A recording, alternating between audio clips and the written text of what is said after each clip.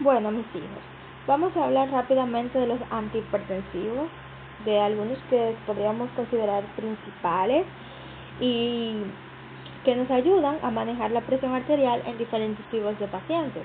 Tener en cuenta que no voy a abarcar sobre los diuréticos, porque vamos a hablar de los diuréticos más adelante, pero la tiazida sería el principal diurético, o los diuréticos tipos tiazídicos serían los principales que se utilizarían para el manejo de la hipertensión. Entonces, sin más preámbulo, vamos a iniciar. Lo primero que tenemos que saber son los relacionados con el sistema renina-angiotensina-aldosterona, recordando siempre que la renina es una enzima que viene de las células glomerulares, va por la sangre hasta cerca del hígado, donde está el angiotensinógeno, que se libera y se transforma en angiotensina 1. ¿Verdad que sí? Angiotensinógeno por la renina se transforma en angiotensina 1. Y luego la angiotensina 1, mediante la ECA, enzima convertida a la angiotensina, se transforma en lo que es angiotensina 2. Y esta angiotensina 2 va a la glándula suprarrenal y estimula la liberación de aldosterona. Todo esto con el propósito de aumentar la reabsorción de sodio y agua y subir la presión arterial. Tener en cuenta que la angiotensina 2 es un vasoconstrictor por sí solo, pero que según algunos textos también se considera que puede aumentar la reabsorción de sodio y agua. Otra cosa importante que hay que tener en cuenta es que la ECA, así como convierte la angiotensina 1 a la angiotensina 2, degrada lo que son las bradicininas. Entonces, las bradicininas son vasodilatadores. Por lo tanto, yo tengo con este sistema vasoconstricción por dos vías, porque produzco la vasoconstricción y porque inhibo una posible vasodilatación. Yo teniendo ese repaso en cuenta, entonces, el primer medicamento, por orden del sistema, sería el alisquirem, que es un inhibidor de renina.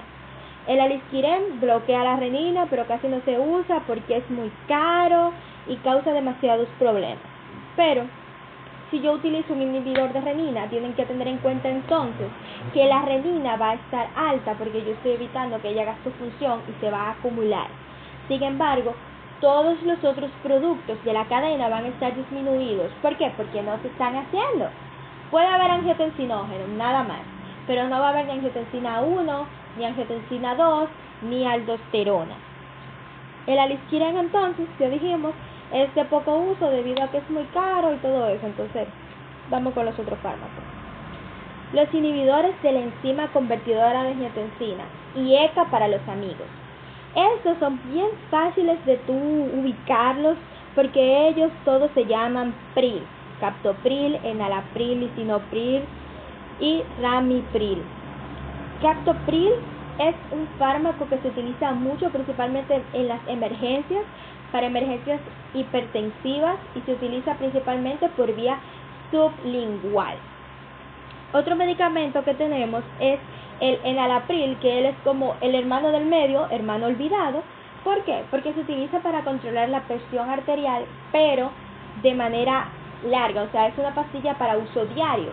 Sin embargo, debe ser tomada 2 veces al día, y por eso fue desplazada por su hermano menor, el lisinopril. El lisinopril, ¿qué pasa con él? Que es la misma función que el enalapril, pero se toma una vez al día. Y la comodidad de tomar un medicamento menos veces aumenta la posibilidad de que el paciente haga adherencia, que es un problema muy común en la terapia farmacológica, que el paciente no se acostumbra, que tiene que beberse sus pastillas, que eso no es un negocio, que eso no es opcional, que lo que él está haciendo, bebiéndose la pastilla un día sí, un día no, es arruinándolo todo. Entonces, esas cosas hay que tenerlo en cuenta. Lo que hace es que inhibe a la ECA, y al inhibir la ECA disminuye los niveles de angiotensina 2, pero a la vez también aumenta los niveles de bradicinina. ¿Qué pasa? Estos medicamentos, que se utilizan mucho sobre todo para pacientes diabéticos porque ayudan a prevenir la nefropatía diabética, entonces diabético o hipertenso, y ECA es la mejor opción. También ayudan a evitar algo que se llama remodelado cardíaco en los pacientes que sufren de insuficiencia cardíaca. Entonces, normalmente estos tienen varios efectos adversos. Uno de los efectos adversos que siempre se tiene en cuenta es la tos seca. El paciente estaba muy bien, normal, todo tranquilo, todo nice, y un tiempo después de estar usando el medicamento, empieza con una tos increíble. Otra cosa es el angioedema. El angioedema es por aumento de la bradicinina. La tos también, pero el angioedema es lo más, qué sé yo, lo que la gente siempre se acuerda. Entonces, ¿qué pasa? Hay algo que se llama angioedema hereditario, que es secundario al déficit de C1 esterasa, que es un inhibidor del complemento. Se van a aprender el complemento después. Entonces, ¿qué pasa con este medicamento? La gente que tiene esta deficiencia ya tiene una predisposición a hacer angioedema. Y tú le das este medicamento, estás propiciando que se forme un angioedema. Normalmente, estos son pacientes jóvenes los que dan esta clase de signos y síntomas. Sin embargo, un paciente adulto, un paciente mayor, también te puede dar angioedema sin tener ninguna deficiencia, simplemente por el uso del medicamento, porque así es la vida. Es teratogénico.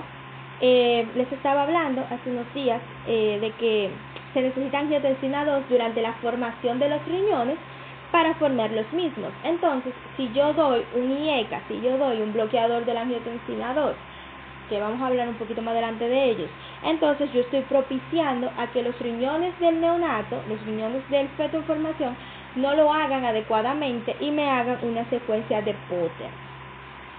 También es muy normal que haya un aumento ligero de la creatinina en los primeros días de uso, debido a que disminuyen la tasa de filtración glomerular por la disminución de la angiotensina 2. ¿Por qué? Porque yo necesito la angiotensina 2 para que me haga constricción de las arteriolas, sobre todo de la eferente, y entonces haya mayor filtrado. Si yo quito esta vasoconstricción, yo voy a bajar la tasa de filtración glomerular. Deben evitarse, muy importante, en pacientes que tengan estenosis bilateral de las arteriolas renales. ¿Por qué? Porque estos de por sí causan una ligera estenosis y entonces si lo tienen bilateralmente y yo le cierro más esas arterias, ¿qué va a pasar? Pues falla renal y se va a morir. Entonces, ya ustedes saben. Sigamos. Tenemos los antagonistas de los receptores de angiotensina 2, principalmente los sartán, valsartán, la familia de tarsán y así.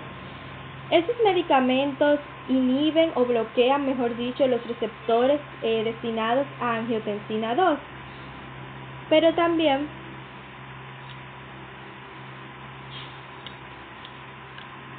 ¿qué los receptores para angiotensina 2, ¿verdad que sí?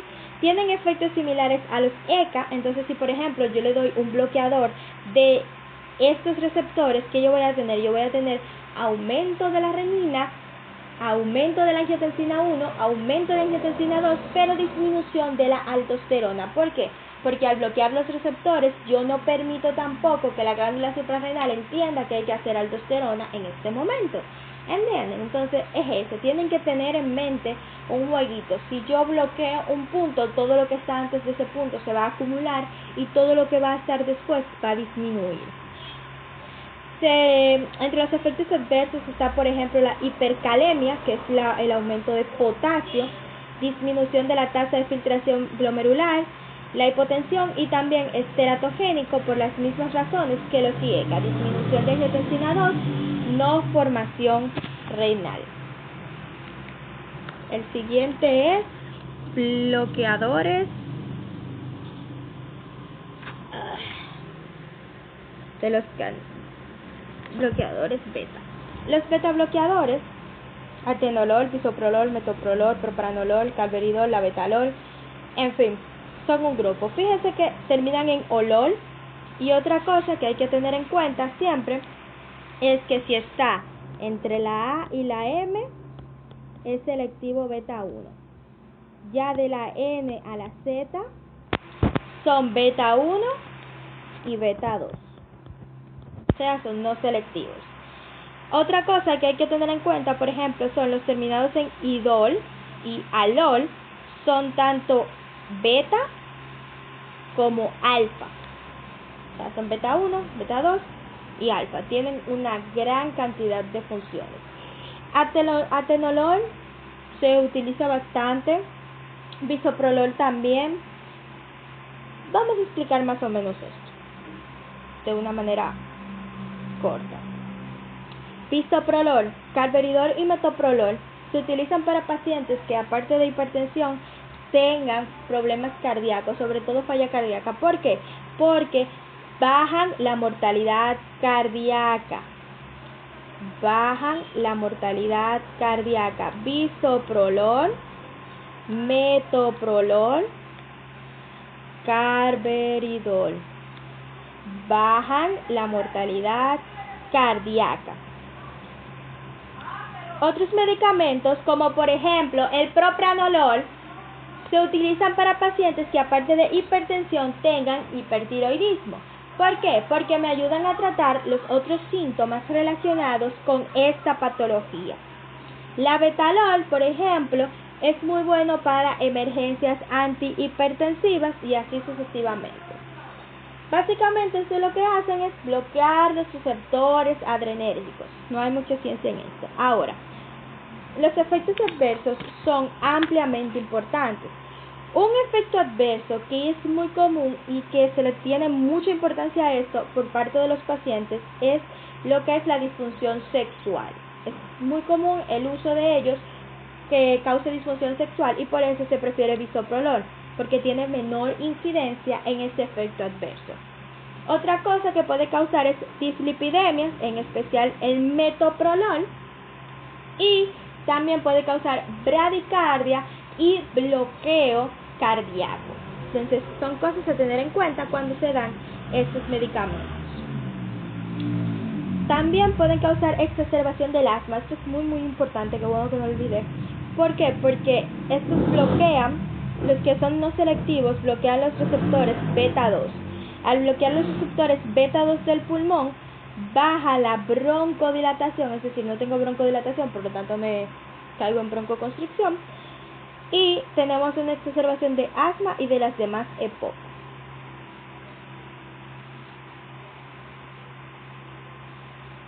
Bloqueadores alfa, aparte de fenoxibenzamina, que ya conocemos por ser un bloqueador irreversible y excelente para feocromocitoma. Recordemos que feocromocitoma, un paciente relativamente joven con una presión en 200 que sube y baja, palpitaciones, dolores de cabeza que vienen y van, diferentes cosas. Tenemos estos 4 medicamentos. Estos 4 medicamentos son bloqueadores de los receptores alfa 1 y lo que hacen es básicamente eso, disminuir la presión arterial. Se utilizan también en pacientes que tienen hiperplasia prostática benigna. Fíjense que hay muchos medicamentos aquí para elegirlos. Tenemos que saber, ¿el paciente sufre de otra cosa? Sí, pues entonces ¿tiene hipertensión? Sí. ¿Y qué más? Tal cosa. Esto. El paciente que tiene hiperplasia prostática benigna, que normalmente es un paciente mayor, más de 60 años, que te dice, no, mira, yo siento que no termino de orinar cuando voy al baño, yo voy mucho en la noche y todo eso. Entonces, hipertensión, hiperplasia prostática benigna, les doy esto. Si el paciente solamente tiene la hiperplasia prostática benigna, le doy tamsulosina. ¿Por qué? Porque este es específico para los receptores alfa 1A. Sí, hay una subfamilia. Y estos receptores alfa 1A se encuentran solamente en la próstata. Entonces, así yo tengo un paciente que yo le trato su problema prostático sin tener ninguna afectación de lo que es la función arterial. La doxazosina, así como dato, es el único que se excreta por las heces, los otros tienen que excretarse por la orina. Algo importante de los beta bloqueadores, ahora que lo recuerdo, es que también enmascaran lo que es los cuadros de hipoglicemia. Es decir, el paciente puede tener una glicemia en 40 o en 30, está casi muriéndose, y él anda como si nada, como que nada está pasando, sin ninguno de los signos o síntomas característicos que decimos, mira, este paciente le bajó el azúcar, ¿entienden? Entonces, por eso hay que tener cuidado con ello en la administración con pacientes diabéticos. Por otro lado, tenemos los medicamentos que son agonistas alfa. Y uno dice, pero espérate, ¿no eran antagonistas los otros? ¿Cómo que te agonistas? Sí, porque estos son agonistas de los receptores alfa 2. el cual se considera que es un receptor simpático-lítico, es decir, que inhibe o rompe las acciones que son típicas del sistema nervioso simpático. Estos también pueden ser llamados como agonistas de acción central, es el otro nombre que reciben, y son clonidina y alfa-metildopa. Clonidina se utiliza mucho para urgencias hipertensivas, se utiliza también para una gran variedad de otros trastornos, como por ejemplo un paciente que está dejando los opioides, un paciente con síndrome de Tourette, etcétera, etcétera, etcétera. Entonces, básicamente, se estimulan los receptores alfa-2 en el cerebro. Es importante saber que causa depresión del sistema nervioso central, bradicardia, hipotensión, depresión respiratoria, miosis e hipertensión de rebote si el paciente lo deja de manera abrupta. Los medicamentos relacionados con el sistema nervioso simpático, tanto inhibidores de los receptores beta, inhibidores de los receptores alfa y agonistas de los receptores alfa-2, no deben quitarse de manera abrupta. El paciente no puede simplemente porque sí dejarlo de tomar. Debe ir reduciéndose la dosis. ¿Por qué? Principalmente con lo que son los antagonistas beta, pasa esto que se llama síndrome de abstinencia de beta bloqueadores. El síndrome de abstinencia de beta bloqueadores es básicamente que al yo bloquear el receptor, la célula empieza algo que se llama regulación positiva o a la alta, que significa que ella empieza a sintetizar receptores. ¿Cómo que tú a mí no me vas a dejar estimularme? Tú vas a ver ahora.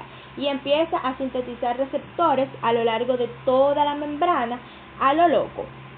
Entonces, básicamente, en ese síndrome tendríamos esta es la membrana. La membrana me gusta más el en verde. La membrana bifosfolipídica y el receptor de manera normal, ¿verdad que sí? Entonces lo bloqueamos. Al tenerlo bloqueado, la célula insiste en que ella quiere estimularse, así que empieza lo que es la regulación a la alta. La regulación a la alta entonces se vería como algo así: bicapa, bicapa, bicapa, bicapa y pila de receptores. Donde yo tenía un receptor, ahora tengo 20.000 receptores. ¿Qué pasa? Mientras el paciente esté tomando el beta bloqueador, este ciclo de regulación a la alta va a seguir. Justamente como ese amalgam. Va a seguir siempre ahí, bloqueando, creando, bloqueando, creando. Y cuando el paciente diga, ya yo estoy harto, yo no me voy a meter patilla, se quita el bloqueo y todos esos receptores nuevos que están ahí totalmente florecidos están listos para ser estimulados. Entonces llegan las catecolaminas, ocupan los receptores y entonces tenemos una respuesta exponencialmente fuerte de lo que es la célula a el estímulo del agonista. El alfa-metildopa es principalmente utilizado para lo que es la hipertensión en el embarazo. Como efecto adverso causa un COMS directo, o sea, una hemólisis que cuando tú le haces prueba de COMS da positiva, y muy importante, causa lo que es lupus medicamentoso o lupus inducido por medicamentos. Este es básicamente un paciente que tiene la característica de que es un acetilador lento. Acetilación, recuerden que es una de las reacciones que se le hace a los medicamentos en su metabolismo. Entonces ellos realizan esta función muy lentamente, muy despacio. Y entonces el medicamento dura mucho tiempo aquí y te da lupus. Y se ve con su rash en mariposa y todo eso como un paciente lúpico clásico, porque entonces al ser mujeres normalmente también esta clase de pacientes se ve muy como un lupus. Ya que se habla de hipertensión en el embarazo, tenemos que tener en cuenta que hay básicamente 3 tipos de hipertensión. La paciente que es hipertensa, que ella llegó a su embarazo siendo hipertensa y ella ya venía así, a mí usted no me diga que no. La paciente con preeclampsia, que es aquella que empezó a hacer signos y síntomas hipertensivos después de la semana 20 del embarazo. Si usted hizo hipertensión antes de la semana 20, usted vino así. Después de la semana 20, si estamos hablando de qué problema del embarazo. Y está finalmente la eclampsia. Entonces, vamos a hacer diferencias. Esto es hipertensión normal, usted vino así como cualquier otra, yo usted estaba dañado de fábrica, no venga a echarle la culpa ahora a la barriga. Esto es hipertensión sí hecha por el embarazo. Esta hipertensión aparte se acompaña de proteinuria, es decir, el paciente cuando orina, si tú le haces análisis, llega una gran cantidad de proteínas, pero también edema. ¿Qué pasa? El edema es resultado de los plátanos que están pasando por ahí. No, mentira, el edema es resultado de las proteínas que se están perdiendo, que hacen que haya menos presión oncótica dentro del capilar, y a menos presión oncótica hay mayor presión para salir. Es decir, básicamente vamos quedando con eso ahora mismo, yo se lo sigo explicando ahora. Se pierden proteínas y la proteína estimula o permite que haya edema. Y la presión alta no ayuda, a lo contrario. Entonces la paciente se edematiza. Tú la ves que tiene la cara hinchada, los pies hinchados y todo eso. La diferencia entre preeclampsia y eclampsia propiamente dicha son las convulsiones. Una paciente que convulsiona es una paciente que ha llegado a la eclampsia. Entonces, lo que le decía de la presión oncótica es básicamente, imagínense que este es el vaso sanguíneo, vamos a hacer a lo mejor una arteria, y dentro ya saben que hay proteínas. Las proteínas representan la presión oncótica. Donde hay mucha proteína se jala mucha agua. La ley del soluto. Donde hay mucho soluto, el agua va. Y hay una presión hidrostática, que es la presión de la sangre en sí. La presión hidrostática favorece el filtrado, favorece que la sangre salga. Y la presión oncótica se opone al filtrado, favorece que la sangre, el plasma, el líquido se quede adentro. Si hay menos proteínas que se fueron en la proteinuria, entonces se va a perder lo que es la presión oncótica y se va a favorecer al filtrado, por lo cual el líquido sale del capilar, se va a tercer espacio y origina el edema. Los inhibidores de los canales de calcio, entonces, son el otro medicamento que vamos a estar viendo y se dividen en 3 familias, pero aquí lo vamos a dejar en 2. Dihidropirimidinas y no dihidropirimidinas. Las no dihidropirimidinas son antiarrítmicos, así que se quedan fuera de este coro. Y las dihidropirimidinas son nuestras amigas de las que vamos a hablar, principalmente amlodipina, nifedipina y nimodipina. Nimodipina se utiliza para los pacientes que tienen hemorragia subaracnoidea. Tú no quieres que eso haga un vasoespasmo, que eso sangre de nuevo, tú le das esto. Ya, no hay ningún otro uso. Amlodipina es el clásico que se utiliza para todos los pacientes, y nifedipina es el que se utiliza sobre todo para las pacientes embarazadas, ya que aparte de bajar la presión arterial, también es tocolítico, o sea que inhibe un parto prematuro.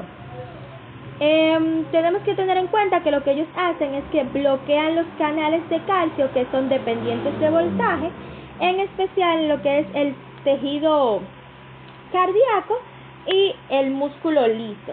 Entonces disminuye la contractilidad de la musculatura, y si no se contrae, si no cierra el vaso, entonces no hay aumento de la presión. En los efectos adversos que tenemos que tener en cuenta, por ejemplo, es que causa hiperplasia gingival.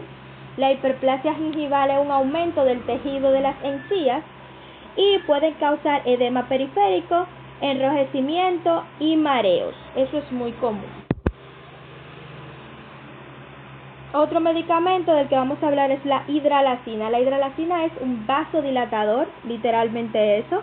Aumenta el GMP cíclico y causa relajación del músculo vascular. Entonces, este dilata sobre todo las arteriolas y un poquito las venas, disminuyendo sobre todo lo que es la poscarga, que es la fuerza que se opone a que el corazón se vacíe. Entonces, se utiliza sobre todo para hipertensión severa, hipertensión en el embarazo. Se puede dar con betabloqueadores para evitar una taquicardia refleja. También tienes que tener en cuenta que se relaciona con el síndrome de lupus medicamentoso, puede causar lupus por medicamentos, y está contraindicado en pacientes con angina o con enfermedad coronaria, debido a que puede causar una taquicardia compensadora. Puede causar edema por retención de fluido y dolor de cabeza. Entonces, básicamente, eso sería todo de los antihipertensivos.